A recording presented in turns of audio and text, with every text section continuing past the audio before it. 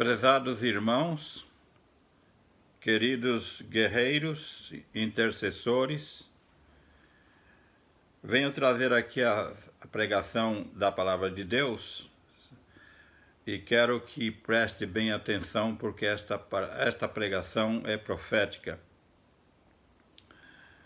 E ela vai versar sobre a segunda parte da pregação que foi apresentada há poucos dias, de Abre os Olhos do Moço.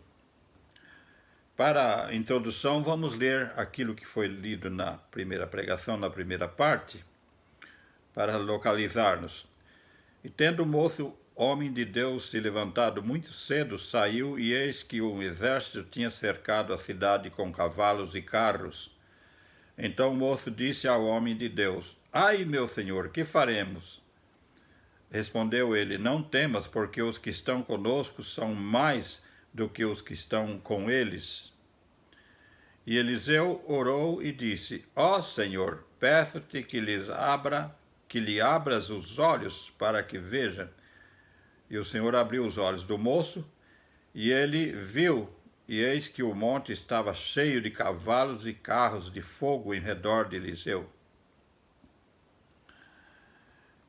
Isso aqui é apenas para localizar-nos que naquela situação em que Eliseu estava, era uma situação perigosa, era uma situação de vida ou morte, mas Deus mandou exército dos céus, cavalaria do céu. Nós não entendemos sobre isso, cavalos e carros de fogo. A Bíblia fala muito pouco sobre isto, e nós não temos uma perfeita definição. Existem aqueles que dizem que isto é metafórico, que é parabólico, outros dizem não, isso aqui é literal. Eu particularmente considero que é literal, isto é, que é real, que aconteceu.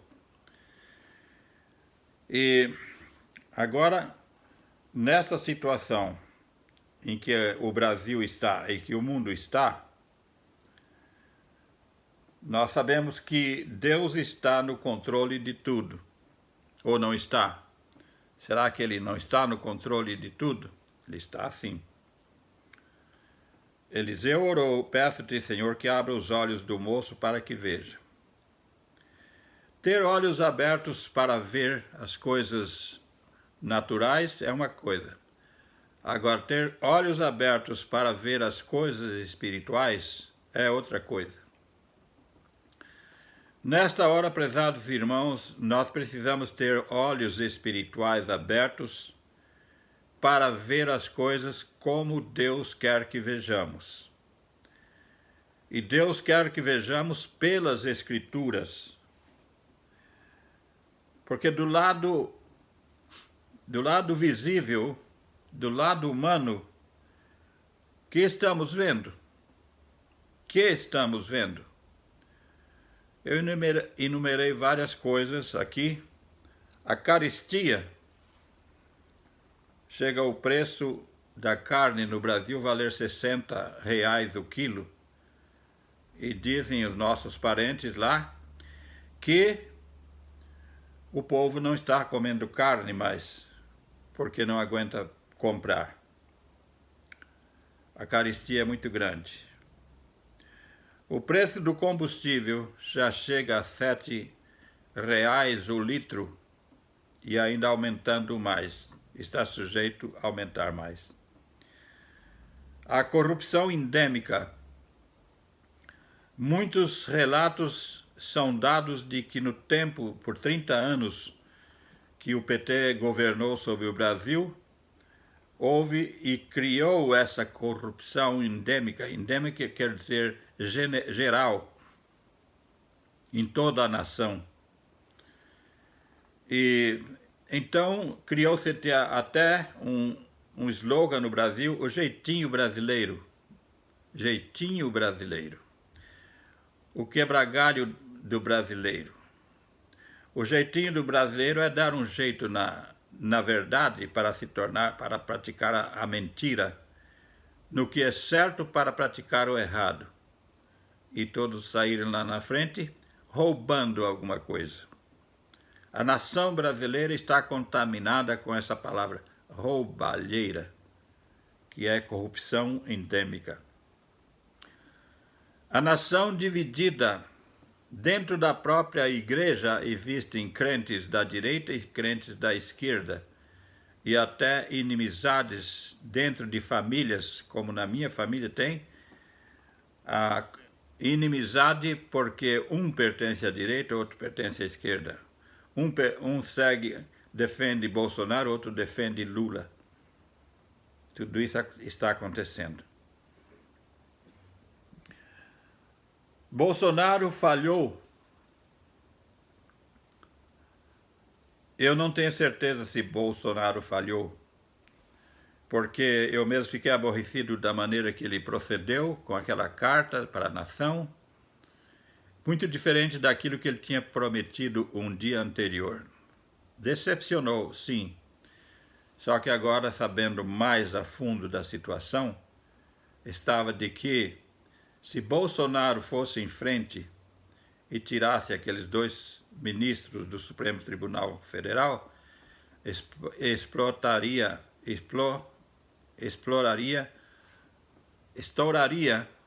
perdão que às vezes eu perco a palavra em português, estouraria uma revolução com a morte de milhares de pessoas, porque a China está preparada também para invadir o Brasil. E por isso, então, houve um acordo para não acontecer essa carnificina. O que você vê? O que nós vemos? O Covid-19 ainda mata milhões, não é? Mata. O Covid-19 causou uma inflação no mundo todo. A inflação não é só do Brasil, não. Aqui na América também está uma inflação tremenda, desenfreada. A gasolina sobe também a cada 15 dias. Tem lugar que a gasolina agora já está custando 5 dólares. 5 dólares o galão. Aqui é galão, não é litro. O que custava 2 dólares e 60 centavos de dólares, agora está custando já 5 dólares. Depois que entrou esse novo presidente, Biden. Ele é culpado? Não. Ele é culpado, mas juntamente com a nova ordem mundial. A nova ordem mundial está causando isso. Desemprego muito alto, causado pelo Covid-19. Sim. A crise mundial. A crise mundial é criada porque a nova ordem mundial está prevalecendo em muitos setores do mundo. Quero que os irmãos saibam que o último país que está sem ser dominado pela nova ordem mundial é o Brasil. O resto dos grandes países do mundo, todos já foram dominados. Aqui a América está, em grande parte, a Rússia está, a China está, enfim, a Índia, a Ásia, muitos países da Ásia, da África. E isto está com uma crise mundial, como disse Bolsonaro. A crise não é só do Brasil, é uma crise mundial. E nós somos então desafiados a ter olhos abertos para poder ver como Deus vê a situação do Brasil e do mundo. Lucas capítulo 21, verso 22, diz que são dias de vingança. Jesus chamou esses dias de dias de vingança. Por que dias de vingança? Porque Deus começa a tomar vingança sobre os reinos da terra. E ele continuará fazendo o seu acerto com a humanidade. Dias de vingança. Quem pode parar a mão de Deus quando ele está agindo dentro de conceitos proféticos? Ninguém pode. Nem muita oração e jejum tampouco poderão alterar, porque o que ele traçou como algo que tem que acontecer, vai acontecer. Ele não mudará. Ele poderá fazer algum arranjo, sim, mas mudar, alterar os seus planos, não. Então nós temos que nos ajustar com a vontade de Deus e dizer em tudo: Senhor, seja feita a tua vontade. Mesmo quando isto é difícil, nós ainda temos que dizer: seja feita a tua vontade. Por quê? Porque a vontade de nosso Deus é soberana. Ainda bem que o Senhor avisou que isso aconteceria, as coisas que estão acontecendo haveriam de acontecer. Mesmo em Apocalipse fala um denário, fala de preços de coisas, eu não lembro aqui os detalhes precisamente, mas que fala de caristias. E essa caristia agora está acontecendo, quer dizer, a profecia da caristia já está sendo cumprida. Mas nosso amado Mestre, bendito Salvador, ele disse assim, em Lucas 25, capítulo 21, verso 25, haverá sinais no sol, na lua e nas estrelas, e sobre a terra angústia das nações, em perplexidade pelo bramido do mar e das ondas. Antes de entrar em algum detalhe, quero explicar que o que se refere aqui pelo bramido do mar e das ondas, de acordo com Apocalipse 17, verso 15, as águas não são... As águas aqui que estão mencionadas estão para representar povos. Vejamos bem. Povos, multidões e nações e línguas.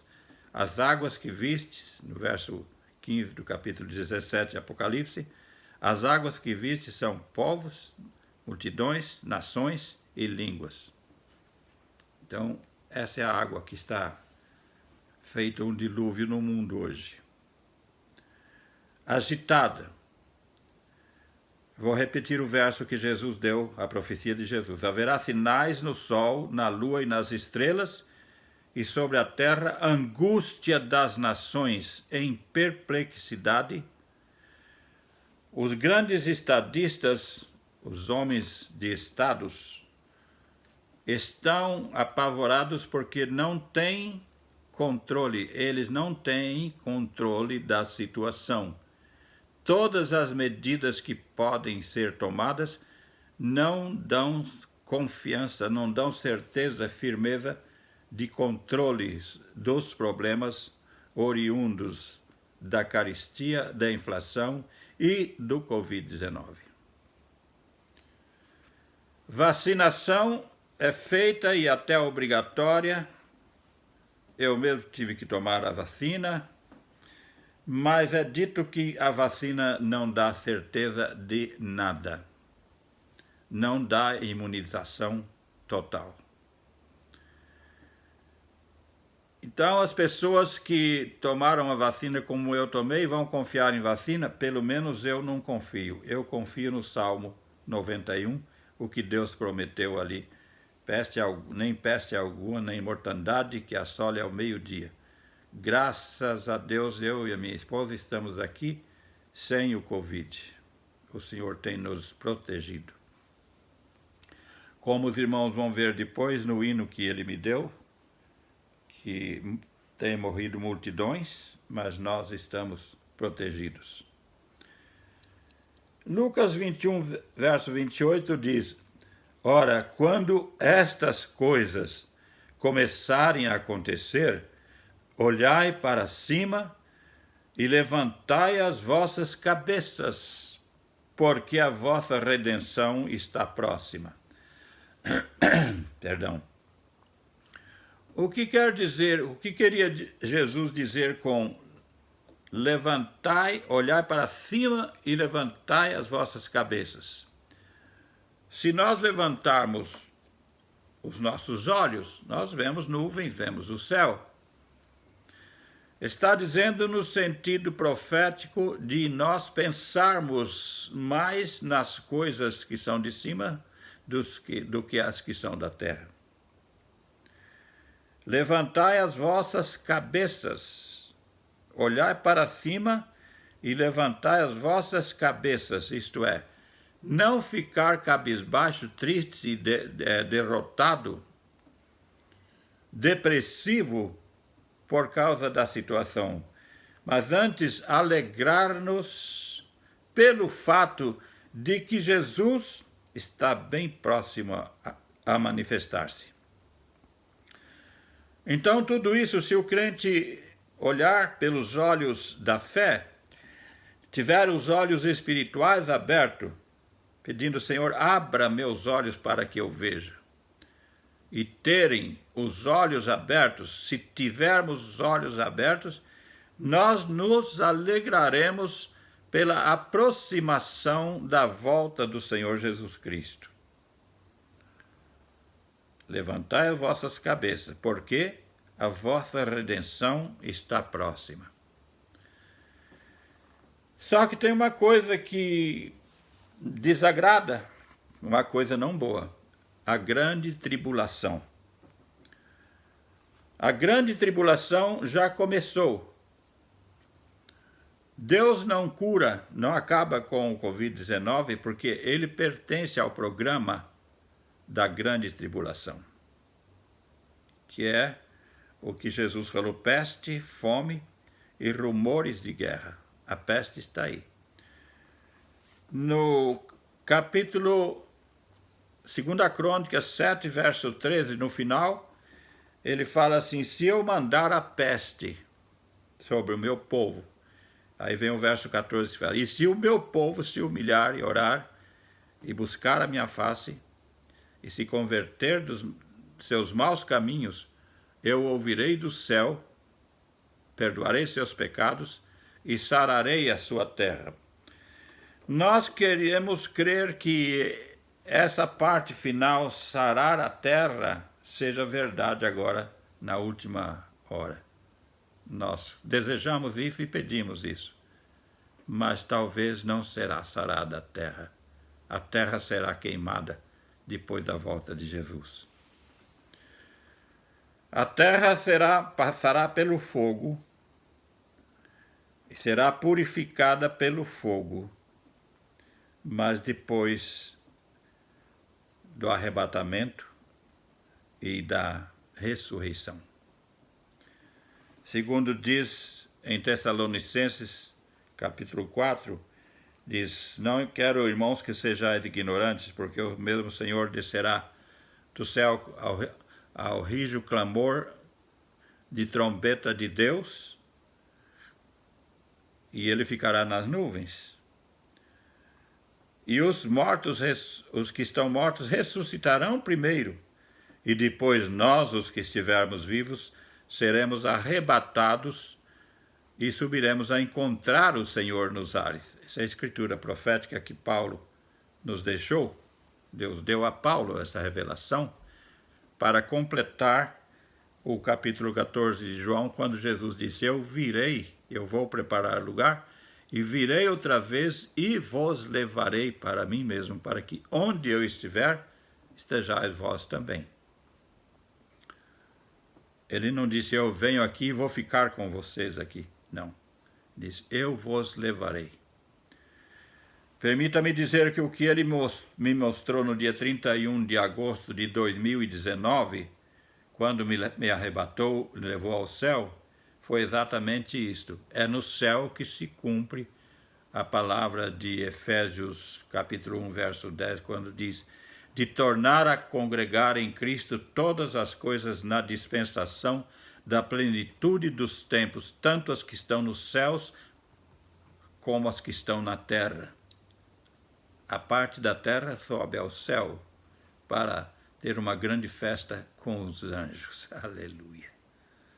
Você quer participar dessa festa? Tem que ter o nome escrito lá no cartório de Deus, viu?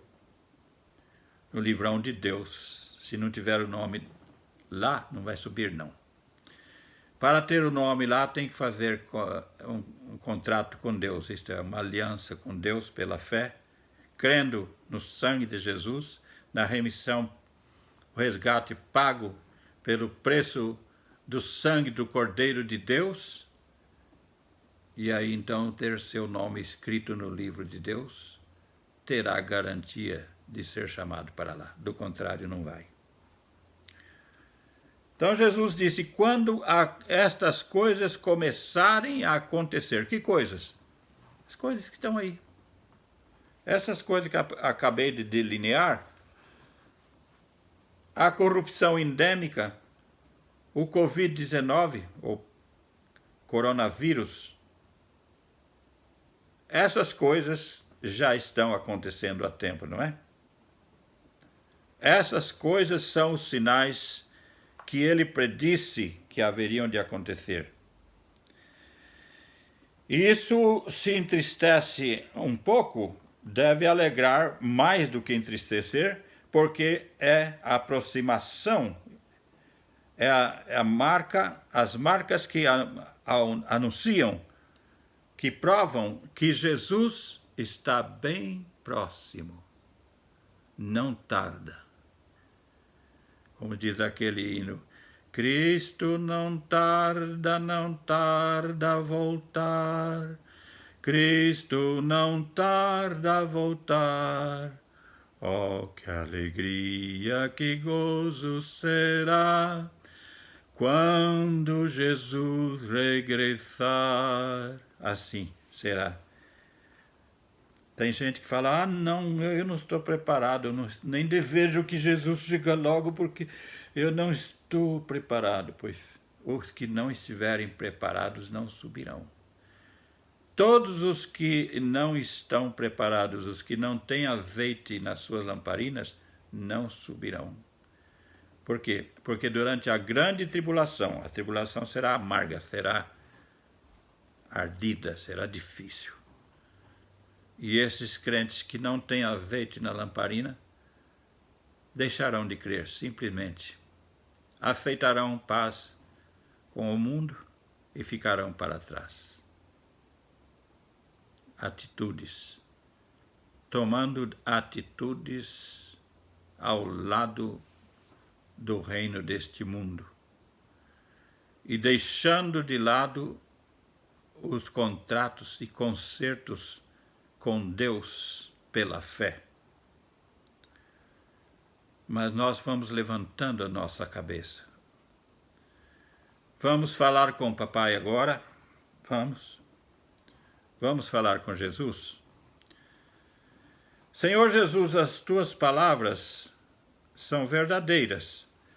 As tuas palavras são alertas para todos nós, para que não fiquemos iludidos e enganados com este mundo. E somente serão salvos aqueles que te aceitarem e fizerem contigo um concerto de sacrifício, e esse sacrifício é o sacrifício de fé e sacrifício de muita coisa para pertencer a ti, sem dúvida, aqui na terra, neste mundo, no começo dessa grande tribulação que já está em ação, e também durante a grande tribulação, nas horas mais aflitivas, não negar a ti, Jesus, ainda que seja perdendo a própria vida, nas mãos dos carrascos, como servos e servas no passado morreram como mártires. Citamos somente um, Policarpo, aos 82 anos, morreu queimado numa fogueira. Jesus deixou. Sabe, eu me irritava, eu ficava triste de ver como que Jesus deixou pessoas tão queridas dele passar pelos dentes de leões, pela espada ou pelo fogo. Mas depois de recalcitrar muito comigo mesmo sobre isso, eu pude compreender que Jesus sabe fazer colheita do seu trigo. Uns pelos dentes dos leões, outros pela espada ou pela fome nas prisões, outros pelo fogo no meio da fornalha. São maneiras que ele escolhe para fazer a colheita do seu trigo. Que trigo? Cada crente significa um feixe de trigo, que ele ajunta no seu celeiro, no seu grande reservatório, para a vida eterna. E nós devemos aceitar, Jesus amado, compreender a tua palavra e aceitar a tua vontade, dizer: não entendo tudo, Senhor, mas seja feita a tua vontade, eis-me aqui. Estamos prontos para morrer por Jesus? A maioria não está. Não. Mas na hora necessária, Deus dá a força também. Eu já passei pela mira de metralhadoras dos terroristas das Farc em El Salvador. E foi com esta mesma fé que aqui eu tenho. Não recebi uma fé especial, uma unção especial para chegar a isso e passar e não ser morto. Os inimigos foram mortos, mas eu estou vivo. É com essa fé mesmo. Então somente convém pedir agora: Jesus, não me deixa fracassar na prova, ainda que seja a prova da própria vida. Senhor, faça-me capaz, faça-me forte para resistir, Senhor Jesus, e passar pela grande tribulação, sinal da besta e perseguição.